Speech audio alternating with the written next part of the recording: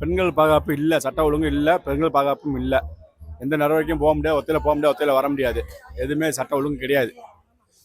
இது சட்ட ஒழுங்கு என்னன்னா, இந்த சட்ட ஒழுங்கு வந்து இது மாற்றினாதான் அரசியல் மாறினாதான் சட்ட ஒழுங்கு வரும். சட்ட ஒழுங்கு வரும். இல்லை இந்த ஆட்சி வந்தாலும் சட்ட ஒழுங்கு மறுபடியும் இதே மாதிரி நீடிக்கும். எதனால சொல்றேன்னா, இந்த கற்பனை பொண்ணு இப்போ 2 வயசு 3 வயசு 5 வயசுலாம் கற்பனை வச்சாங்க, அதில் யாரும் கேட்கல. அதெல்லாம் செஞ்சாங்க கொண்டாங்க, அதில் யாரும் கேட்கல.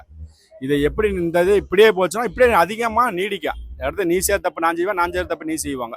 அப்படி செஞ்சுட்டு போயிட்டே இருக்க வேண்டியதான். ஆட்சி மாற்றம் நடந்தா சட்ட ஒழுங்கு சரியா போகும். சட்ட ஒழுங்கு அப்புறம் வந்து அவங்க சட்ட ஒழுங்கு எப்படி இருக்குன்னு நான் பார்க்க வேண்டியதுதான். அவங்க எப்படி இருக்குன்னு, இல்லைன்னா புது ஆளை நிர்மிக்க வேண்டியதுதான். இப்படியே இப்ப மக்கள் வந்துட்டு இதுக்கெல்லாம் குரல் கொடுப்பாங்க. எல்லாம் குரல் கொடுப்பாங்க. குரல் கொடுத்தாலும் ஆஃப் பண்ணி வச்சிடறாங்கல்ல.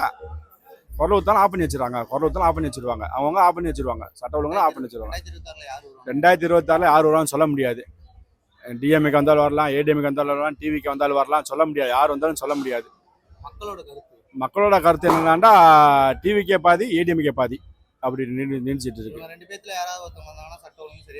சட்ட ஒழுங்கு சரியா போகும்னா அவங்க ஆட்சியில் அமைக்கிற பொறுத்து தான் இருக்கு. சட்ட ஒழுங்கு எப்படின்னு கூட்டமைப்பு எப்படி இருக்கோ அப்படிதான் அமைக்கும்.